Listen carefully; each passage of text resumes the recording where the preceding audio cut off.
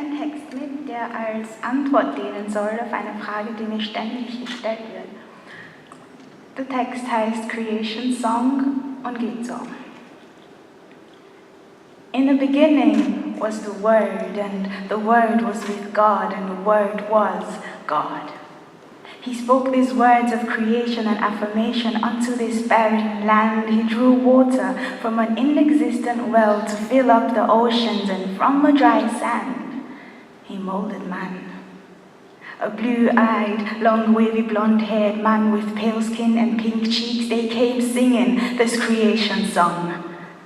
But forbade we play our drums, a serenade, their worship, shouting praises at the top of their lungs as they caught the breath from ours, dancing and stamping their feet to the rhythm of the cocking of their guns in the slaughter of my people. Loud enough to drown out the sobs and screams of my mothers, they built houses and tore down our homes. They came in ships loaded with chains and Bibles. First, they taught us to pray with our eyes closed while they robbed us of our lands from underneath our noses. In the name of God, they came singing this creation song, one that I would later come to know to be the colonizer's song. You see, I come from a home where the picture of a blue-eyed, pale-skinned, long, wavy, blonde-haired man hangs on the wall of our living room.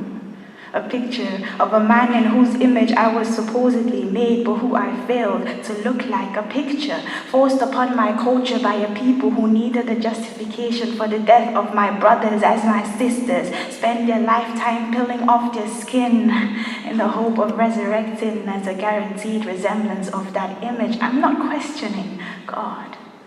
I'm questioning them. Do the savages really need civilization as an intercession to God? Why do you tell me my language is inferior to yours in the eyes of the Almighty? Have you not read the story of the Tower of Babel, or is your version of the Bible significantly lacking? And why have I become even more religious than my masters who taught me to pray? Because I pay my tithe to you with my life and you promise to cover the burial. How generous. They insisted.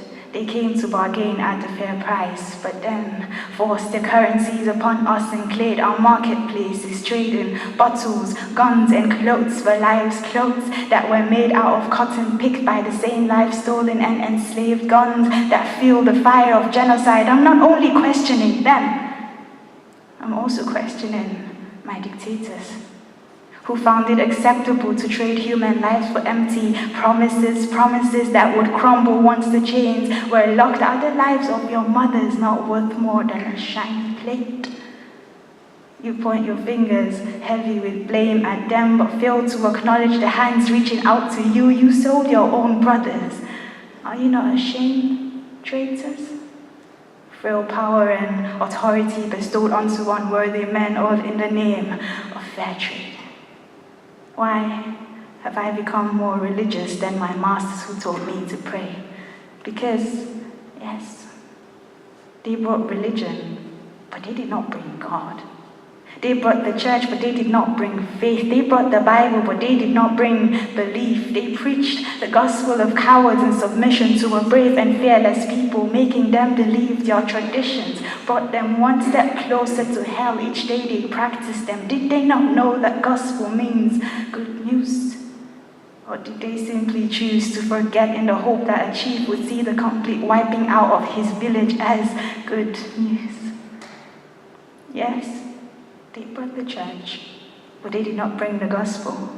We picked up the trail and found it for ourselves on our knees, tears rushing down our brown cheeks, bloodshot eyes speaking in tongues of fire poured down on us on that day by the tower, arms open, hates forgotten, world forsaken, body shaking, backs aching, sins taken, woke. It wasn't until I grew apart from the doctrine of their church that I was drawn even closer to understanding the undeserving divine grace of God. I have become even more religious than my masters who taught me to pray, because I have come to realize that nothing good is good unless used for good. You see, they once came singing the colonizer's song. But I stand here in faith, singing my redemption song.